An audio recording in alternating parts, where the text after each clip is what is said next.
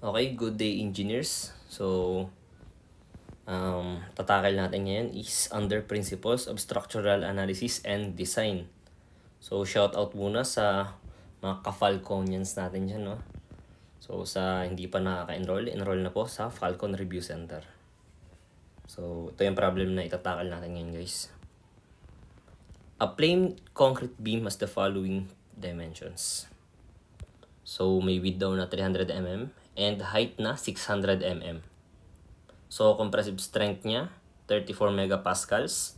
And may allowable tensile stress na 0.10 FC prime, no? So, first question is, determine the bending moment that will cause the plain concrete beam to crack. Second is, the beam is cast with provision for a 180 mm diameter pipe located concentrically. How much is the resulting cracking moment? Then last is, the beam is cast with provision for a square duct 75 mm by 75 mm located concentrically. So same din, ano raw yung resulting cracking moment. Okay, so solution natin guys. So dito muna tayo sa first problem. Ano daw yung bending moment na magkukos sa plain concrete beam to crack? Plain concrete, no? So ito yung beam natin guys, no? Merong 300 mm na width and depth na 600 mm. So, paano natin isasolve yung problem na to guys, no? May binigay na moment. Tapos tingnan nyo guys sa may properties nyo guys, no? Meron tayong allowable tensile stress. So, nai-imagine na ba guys? Okay. So, dito natin papasok yung favorite na MC/I guys, no? So, parang under siya ng RCD, no? Nung concrete design. Pero, this is just a strema problem lang guys, no? Strength of materials lang to. So, ayan. So, since rectangular to, rectangular beam o rectangle, and plane lang siya guys, no? So, ibig sabihin, yung neutral axis is nasa gitna lang. So, meaning, yung y sub t natin guys is, ayan, 300 mm. So, bakit y sub t? Yung ko-consider natin guys, no? Naalala nyo guys, no? MC/I, di ba? MC/I. Yung C natin dyan magiging y sub t. So, bakit guys? Kasi nga, di ba yung concrete, kahit ano naman siya guys, no? Symmetrical, mahina siya guys sa tension yung concrete. So, yung sa taas na part dito, di ba? This is compression dito. Then, dito tension. Kahit ano siya guys, na imagine nyo ba guys, no? Pag magbe-bend yung beam guys, no? Kung ano yung force doon sa taas guys, ganoon din no sa baba or yung stress, no? Kaya lang guys, mas unang bibigay yung ilalim guys kasi nga mahina yung concrete sa tension. Or hindi naman siya laging siya guys, no? Hindi siya matik na pala guys, na ilalim. So assume lang natin dito guys, no?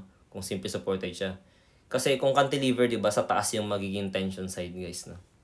So dito, ayan guys, no? So y sub t is 300 mm lang, di-divide na natin yung 600. So ayan na nga guys, no? Yung walang kamatayang MC/I guys, no? So, kung magtataka kayo sa ibang reference books or yun, makikita nyo, ang gamit nilang formula ganito, no? Yung FCR daw is equal to MCR y sub t/I. So, yun pa rin yung guys, no? Hindi nyo kailangan sa uluhin yan guys. Ito lang talaga yun guys, no? MC/I lang talaga yun guys, no? Parang pinalit-palitan na yung variable. So, sinabi lang na y sub t kasi nga, dyan yung pinakadelikadong part, no? Yung sa extreme tension fiber, no? So, ayan guys, substitute lang yung values, no?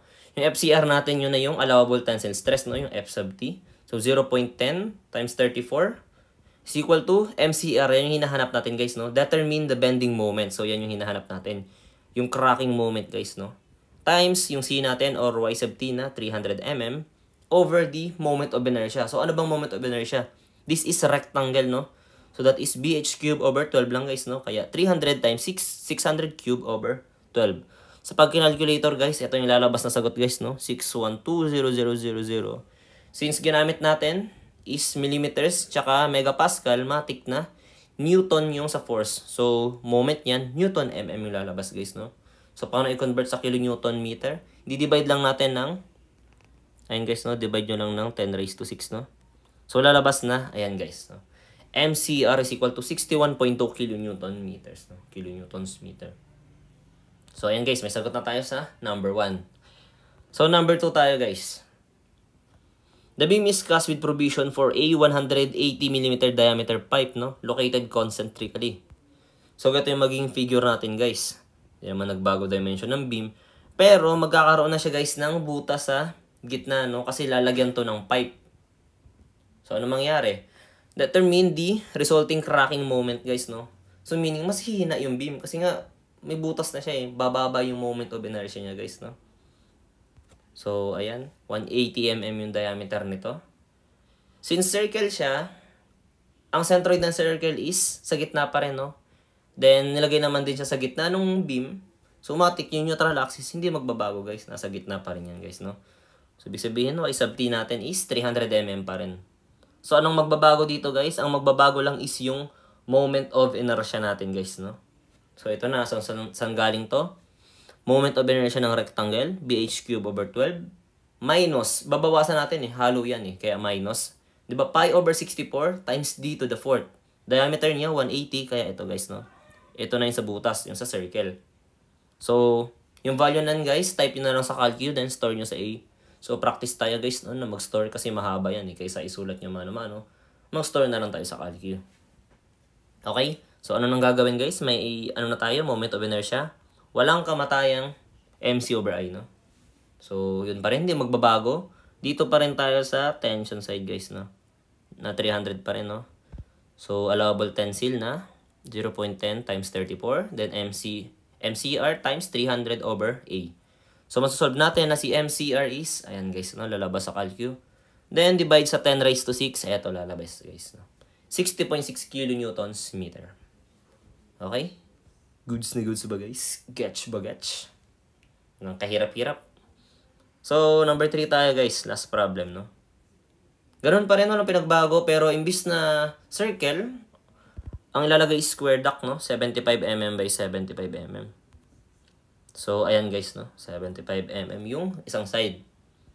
So, square. Walang pinagbago. Gitna pa rin. So, neutral axis is nandun pa rin sa gitna guys, no? So, ayan, y sub t pa rin natin is 300 mm. So, anong magiging moment of inertia? Ayun guys, no? So, square yan. bh cube over 12 pa rin. Kaso nga, ang b niya is 75, height is 75 din. So, parang 75 times 75 cube, 75 to the fourth, guys. Sinimplify ko lang, guys, no? So, pakistore na lang ulit sa A, guys, no? Para hindi na tayo mahirapan mag-type. Then, walang kamatayang MC over I. Solving for MCR. Ito lalabas, guys. Then, divide by 10 raised to 6. Ayan yung sagot, guys, no? 61.17 kilonewton meters, guys. So, walang kahirap-hirap, guys. No? Basic na basic sa inyo, guys. No? So, ayan lang, guys. Thank you for watching, guys. No? So, sana ma-recommend nyo, guys, yung review center namin. Falcon Review Center.